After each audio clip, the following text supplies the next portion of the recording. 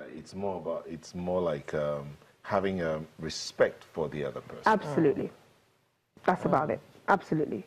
You can imagine being in a board meeting, sitting at a board table, and suddenly you sneeze, and you sneeze all the way. What impression are you leaving of yourself? I'm not feeling too good. And Yeah, we know. sometimes when you sneeze, you can actually see the spray. Absolutely. Have you sat beside someone sneezing? You literally can see what's coming out, and it's not clean. You know, and that's the reason why, you know, and even if other people are not sensitive, at least you be sensitive. That's what it's all about, really. At least you be sensitive, you know. Yeah, hold on. and be self-respecting enough to do it a bit privately, you know. Even if other people are not sensitive, you be sensitive. I don't understand. I mean, how do you expect someone who's not feeling well to be sensitive? No, sneezing is not a case of, it's not an illness. He's got the flu. Sneezing is not an illness. Sometimes. So, You said it is. Sometimes it is. See, it could be brought about by, yeah, of course. But even at that, somebody's not feeling well, it's okay. The more reason why you should have the handkerchief or the tissue on you, because the tendency is that you will sneeze. So you can't have a cold and not have tissue or handkerchief around you, because you're going to need to blow your nose at some point in time. Let me put it nicely for you. You can sneeze with dignity. But it's interesting because, you know, I keep saying, you know, with protocol, with etiquette, it's not cast in concrete. It's about you, you know, and what values do you have and what values are you teaching people around you, and in terms of younger kids as well. So a child sneezes like that. Ideally, you're going to tell the child, you know what, sneeze into a tissue. Don't sneeze into your hand. It's dirty. It's because we're trying to teach our young ones as well personal hygiene and grooming, and this is part of it. Common sneezing is a real element of personal hygiene and grooming, as much as it's a normal, natural thing. So what are we teaching people around us that are looking up to us, you know, for advice and for leadership? And I think we also need to add that hand sanitizers shouldn't be used only when there's Ebola. Right. Personal hygiene should continue whether there's Ebola or not. Absolutely. Absolutely. Yeah, it should be part and parcel of your everyday life, yeah. Yes. And I hope our children, well, they don't normally watch this program, so I hope that we are... It's for us adults to really... imparting this. Yeah. Children don't watch this program? I don't think so. My children do. Oh. They're watching Daddy. They're not watching the program. They're not listening to what you're saying, I promise you. All that talk about the economy. They're waving and they're saying hello and all of that. That's my daddy. That's my daddy. Yeah. But there you are. With sneezing etiquette, it's something that we overlook. It's taken for granted. But it's the small detail that actually make all the big difference. Do we have any tweets from Janet's fans? Yeah, Iponsa is there. Etiquette is very useful. It's a very useful soft skill. It opens doors. That's from Iponsa. Absolutely. Thank you.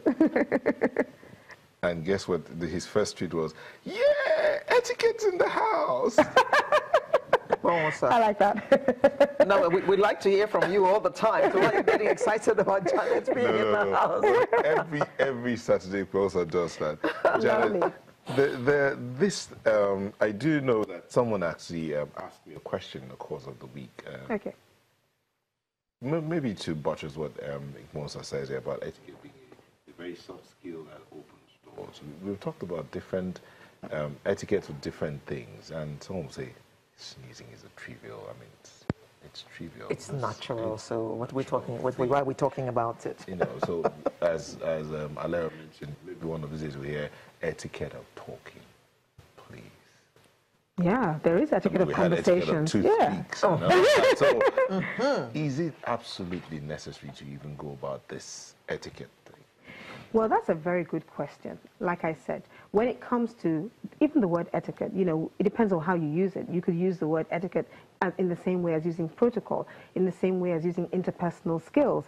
You know, it's all about knowing, learning, developing yourself. That's really what it's about. How are you developing yourself? What knowledge are you using to develop yourself? And, you know, it is relative to the individual. If you know you want to step up your game and you're moving from one part of the ladder to the other, of course, knowledge is power. And it's all about developing yourself personally in order for you to get to the goals that you want to get to in life. And are there rules and are there guidelines? I don't call them rules. Are there guidelines to doing anything in life? Of course there are guidelines. You know, it depends on how you want to take them. And they're not cast in concrete. They are sometimes influenced by the culture or the religion that you have. And at the same time, they are the same things that will develop you to reach the height where you want to reach in life, you know. And I keep telling people, it's not, so for example, you're talking about dining etiquette. It's true. Some people will look at it and say, well, this probably is for the bourgeoisie or it's for the rich and the famous, you know, but it is for everybody. It is for everybody. So you might be a young youth now in university and you want to start your own business. You're going to need to know how to do business, right? You're going to need to learn how to do it. And you can never be one of those that thinks you know it all. Even for us today, we learn new things all the time. And it depends on you and how you want to use that information. You can decide to be ignorant and not take heart, you know, take heed to whatever you're learning or seeing around you. But I always tell people, be inspired by what's around you. Always be inspired by new information and new knowledge and use it to your advantage. Thank you very much. Well, if one wants to, again, etiquette is a very useful soft skill. It opens doors. Okay. Thanks to... Yes. And they say Hashtag manners etiquette. can open doors for you that the best education cannot. It's amazing that it's a man that's appreciating this and sending this to And like they say, you know, manners are priceless.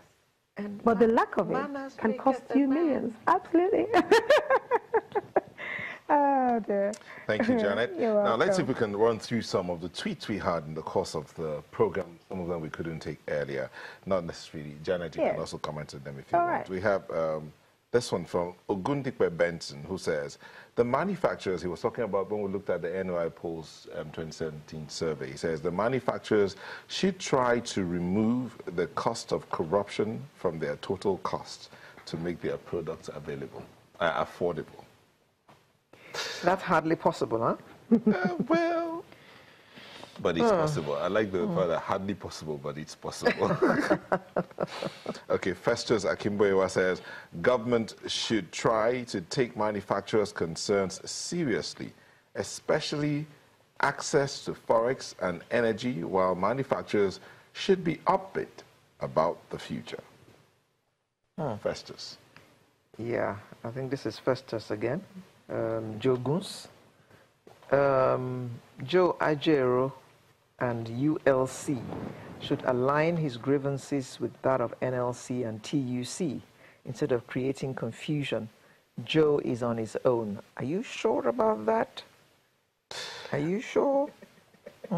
Festus again says, while NOI reports can cause pessimism, I wonder if the report looked at opportunities for growth in the sector. I believe the NOI people will have that question to answer, and I'm sure the report is out there in the public space, so anybody can pick it up and read it. Niponwosa again, Nigeria needs a social democratic model. Oh, well, we need to analyze that one of these days. Social democratic. You know, when Joe Ajero was here, Joe Ajero talked about how Nigeria is out of recession, but is in leadership recession. Boma Haliday says, how can Nigeria be out of leadership recession? Oh, God. So these are just a few of the tweets we can take for now, Alera, but in all of these things, the question, how can we be out of leadership recession? How can we live with one another every day? We were talking about passing on some of these things to our younger ones. Yeah. Is it possible to build a leader if you're not a leader? And that's why it's very important to think about yourself first, develop yourself very well so that you can actually disseminate this information to the younger ones. My children will tell you, I am leader number 1.